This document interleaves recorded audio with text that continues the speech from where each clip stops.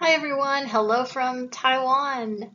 I had a great time this summer being back in the US, being able to see friends and family and visit some churches and share some updates about what's been going on in Taiwan. So if you were able to come to one of my presentations, that's great. Now I'm back in Taiwan. I am in my quarantine hotel room. I'm about a little over halfway through my time in quarantine, so I'm excited to get out of here soon and get back to teaching. But in the meantime, while I am here, I'm going to record my presentation on this video. So if you were not able to come to my presentations this summer, you can watch this video and get some updates and see what's been going on. So I'm going to start by sharing this Bible passage. I'll go ahead and read it to you. For what we proclaim is not ourselves, but Jesus Christ as Lord, with ourselves as your servants for Jesus' sake. For God, who said, "Let light shine out of darkness," has shone in our hearts to give the light of the knowledge of the glory of God in the face of Jesus Christ.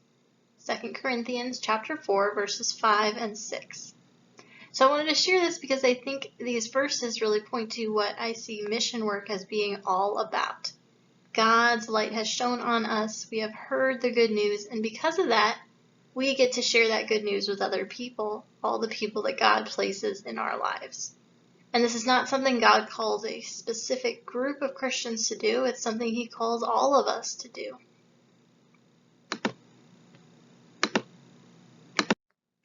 So I got this slide just to show you who I am. If you know me, you might also know my family, but if you don't, that is them there on the left. And then on the right, this is from my graduation. I attended Concordia University, Nebraska, and I studied World and Intercultural Studies and teaching English to speakers of other languages.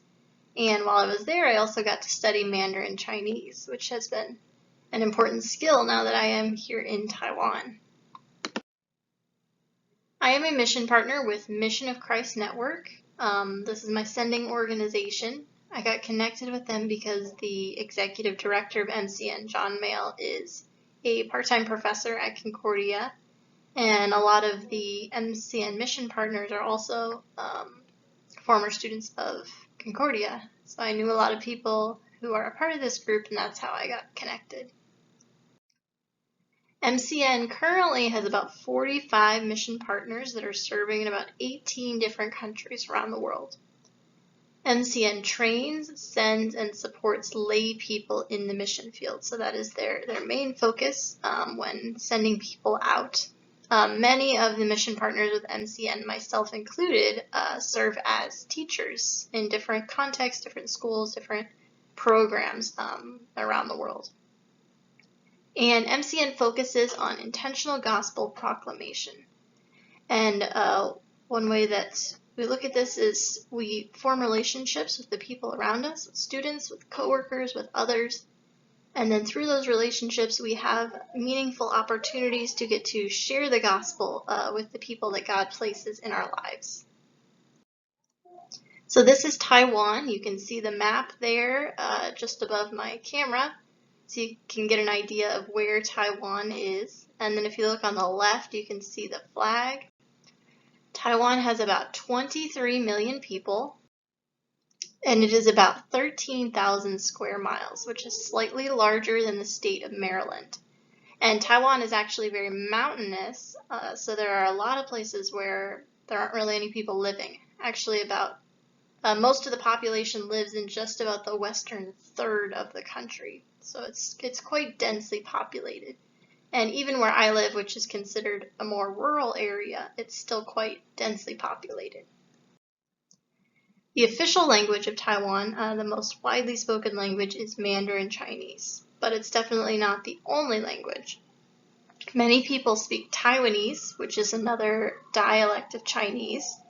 And then there are also different indigenous languages that are spoken here. Taiwan was populated by different indigenous tribes prior to Chinese immigration, and some of those languages are still spoken. And there are some people who speak Japanese as well, especially people from older generations, which is a remnant of the Japanese occupation of Taiwan prior to World War II.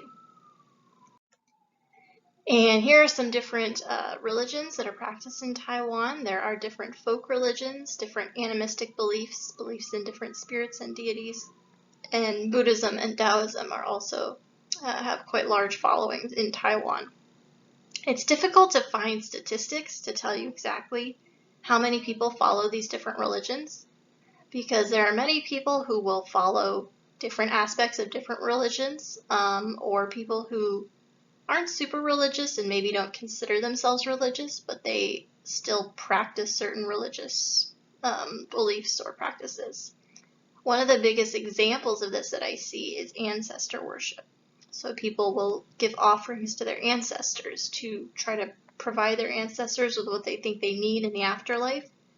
And that's a way also of trying to, make your ancestors happy so they will exert a positive influence on your life.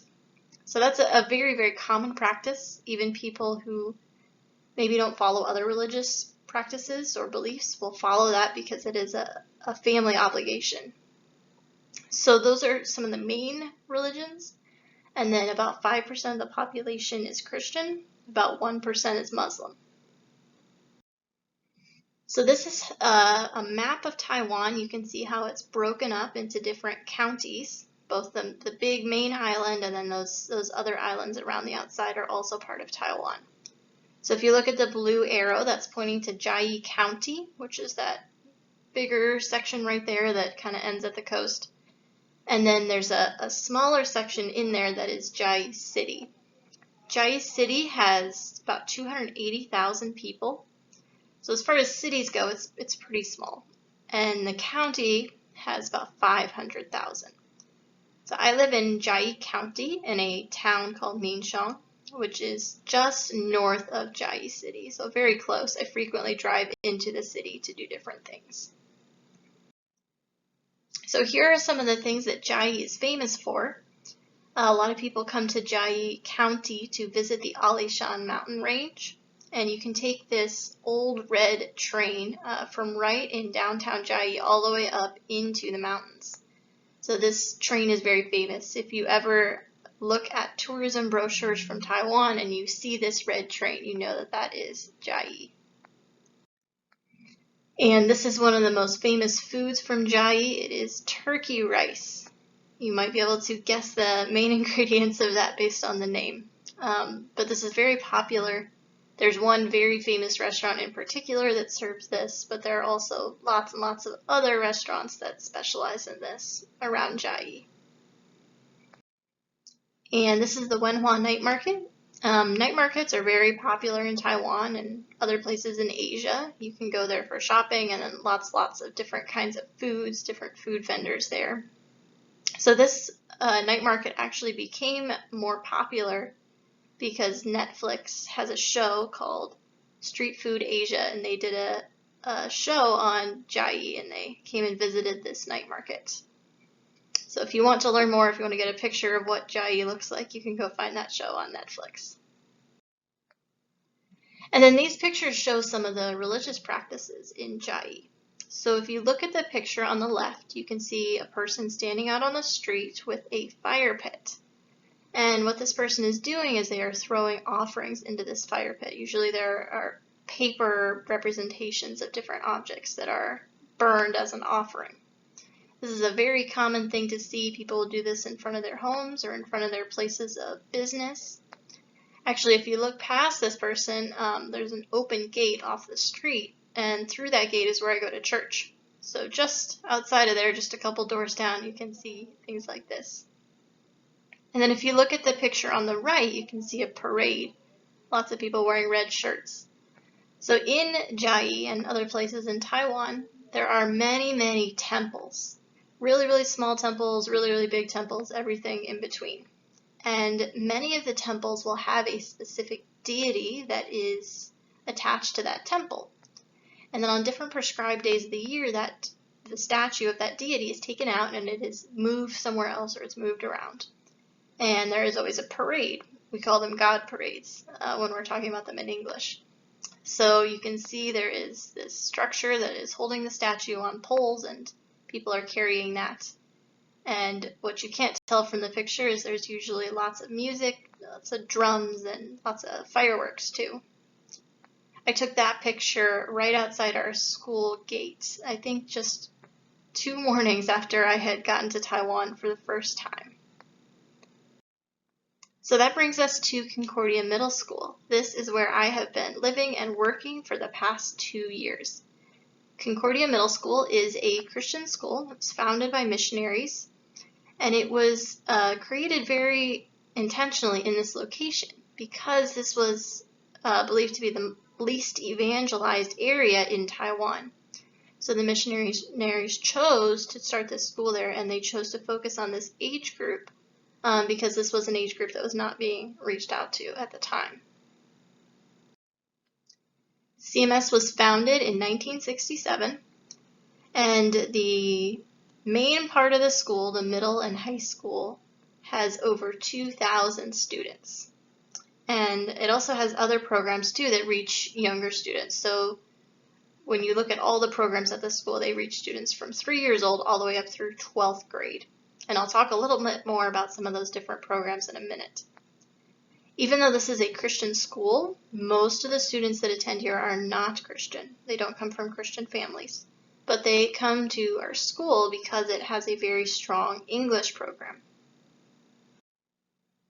This is Team Taiwan. This is what we call our group of missionaries that live and work at the school.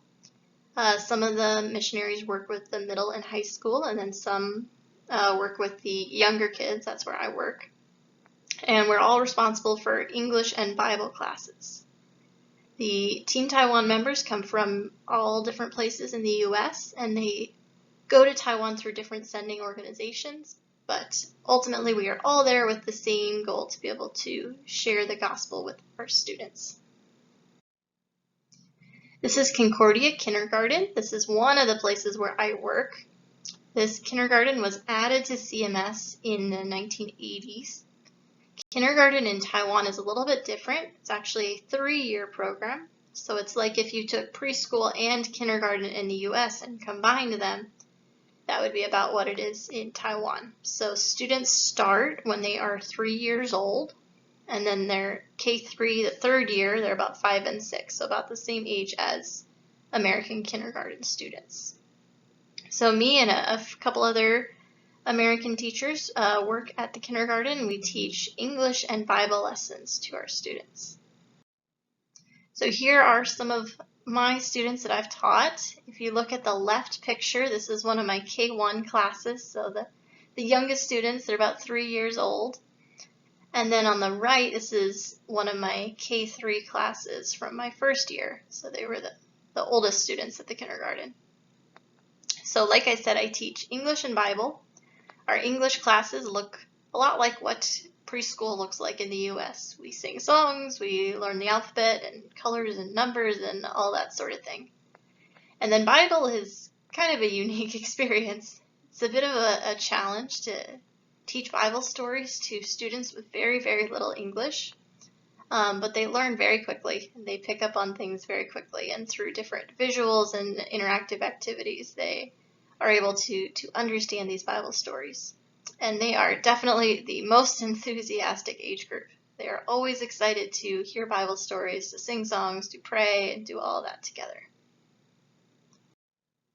This is Concordia English Language Academy. This is where I spend most of my teaching time.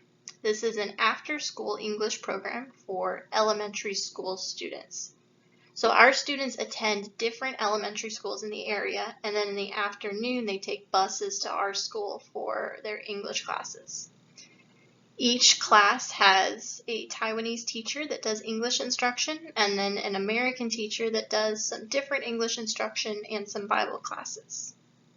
Like the rest of CMS, most of the students that come here are not Christian, but they come here because this is a good way for them to have a very strong foundation in English. So I've taught a few different grade levels at CELA. This is my 2nd grade class from this past year, or one of my 2nd grade classes.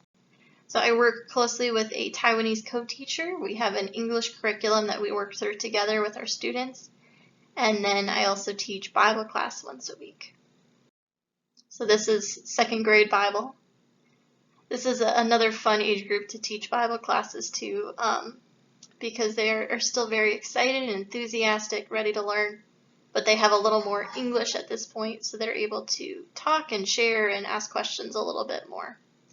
They really love a good story. They get really invested in different Bible stories, especially stories that have a very clear good guy and bad guy, or winner and loser.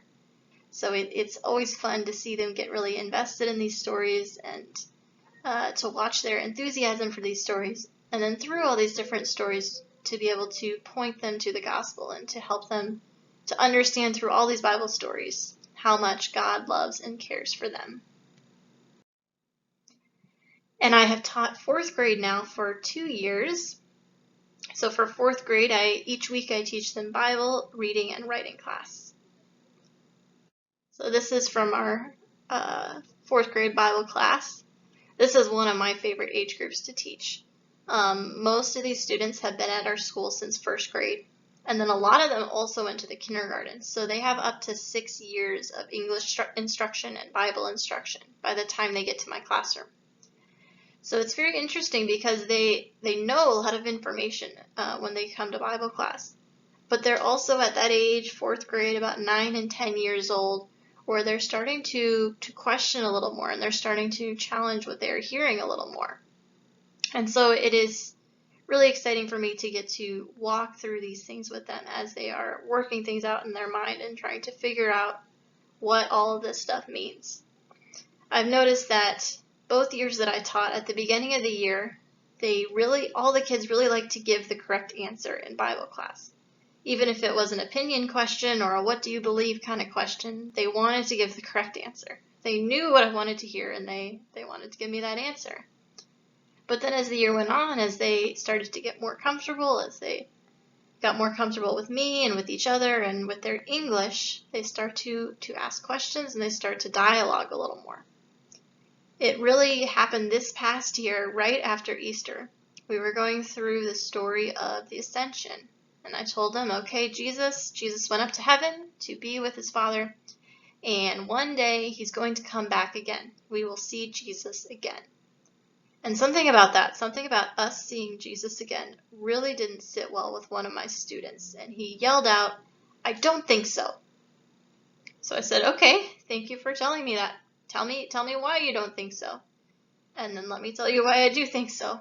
And so we started to talk a little bit, but then I started getting interrupted by lots of different questions from this student, from other students as well. They asked me about evolution, because they learn about evolution in school, and they know that that is different from the creation story that I told them. So they asked me about that. They asked me, why did God make a tree for Adam and Eve? Why did God give them that chance to sin? So they started asking all these sorts of different questions, asking me and then also talking to each other. And I got to see some of my students challenging the things that I've taught them in Bible class, while other students were defending it. So it was very cool to get to see them do this. I don't know the religious background of my students unless they tell me. I don't really know what they think or believe unless they choose to share that. So to see them being open and honest, and especially doing that in a foreign language, was very cool to get to see. So as you are praying for all of these students here, I encourage you to pray especially for this age group as they are working things out in their mind, as they're figuring things out. Pray for them as they go through that process and pray for them to find the truth. I also taught fifth grade last year. I didn't teach them my first year and I won't teach them again next year, but this past year we were a little short on teachers, so the school asked me to teach a fifth grade writing class once a week. So this was fun because they were my fourth graders to the first year, so I got to continue working with them, sort of move up the grade level with them, and even though we didn't have a specific Bible class time, through devotions and through prayer time to get to sort of continue that conversation with them. And then outside of regular classes, we also do lots of other activities too. We do different holiday activities for Thanksgiving and Christmas and Easter and all that sort of thing. So this is always fun because it gives us a chance to spend time with the kids in a less, not the strict academic setting of the classroom. So this is Thanksgiving. You can see in the pictures here. Our Thanksgiving looks a lot like American Thanksgiving, where a lot of it is centered around food. So on the left you can see, I don't know if you can see, if you look in the back, I'm in that picture. And then all the other people in that picture, those are the other teachers at CELA, so all of my coworkers. And the morning of our Thanksgiving event, we get lots of chickens delivered. So we have to kind of take those apart and prepare them for the kids to eat, because chickens are a little bit easier to find than turkey for us in Taiwan. And then on the right, you can see some of the kids enjoying our Thanksgiving time. And then Christmas is another fun time where we do lots of activities. We get to show the kids some American traditions that go along with the holiday, and then also get to tell them the story of Christmas. So on the right, you can see some cookie decorating or cookie eating, it looks more like. And then on the left, you can see these are some of my fourth graders. They were working on a Reader's Theater skit that they put together. So I had them work in groups and plan that out and put that on themselves. So that was a fun way to have them get involved in telling that story. And then this is Easter. Again, we do different activities and crafts. You can see that on the right. And then we have time to share the story of Easter. So if you look on the left, this year we had resurrection eggs. If you know what those are, you can get those little plastic eggs that have a little item inside that represents a different part of the story. So we did that with our students this past year. And then outside of school or regular classes, I'm involved in some other ministries too. This is On-Campus Student Fellowship, or OSF we usually call it. At the middle and high school level, there are some students that live in dorms on campus during the week. And once a week, we have a kind of youth group-like activity for them. So they usually have study hall in the evenings, but then once a week they're allowed to leave study hall and come to our class. So we have a lot of, usually it's mostly 7th graders. We split them up, boys and girls, you can see. We have a smaller number of girls, a very large number of boys. So on the nights that the boys come, it can be a little bit loud, but always very exciting. And we've been able to do some small group time with the kids too, which is a good way to get to talk with them more one-on-one, get to know them a little better. And then this is Friday night Bible study. So this is not at our school, this is separate. At Salvation Lutheran Church, which is the church that me and some of the other missionaries attend in Jai City, we have this Bible study, this English Bible study that's open to members of the community. We have all ages from kids all the way up through adults. We have a lot of people that come to practice English, and then through this ministry we're able to share the gospel through Bible studies and through fellowship time. So now I would like to share with you how you can partner with me in God's mission. The first and most important way you can do that is through prayer. Thank you so much to all of you who have been praying for me and praying for the ministry here. I really, really do appreciate it. I love knowing that there are people praying for me, and I love getting to tell my students that there are so many people that are praying for them. So please continue to pray for all of us. I have some on a list here of some specific ways you can be praying. Pray for students, teachers, and staff at Concordia Middle School. I gave some other ways throughout the presentation, so please pray for all of them. Pray for participants of OSF, that's our youth group, and Friday night Bible study. Pray for Team Taiwan, the American missionaries that are in Taiwan as we are living and working here. And pray for Taiwan in the midst of COVID-19 concerns. So if you followed my newsletters the past couple of years, you know that Taiwan did very well for a very long time, and we were very fortunate to get to continue having in-person classes and church and all that stuff for a long time. And then last May, unfortunately, there was a surge in cases and we had to shut down mostly. So we are looking a little bit better now, which is really good. Our case numbers are a lot lower and the vaccines are coming out more, which is good. So please continue to pray for that.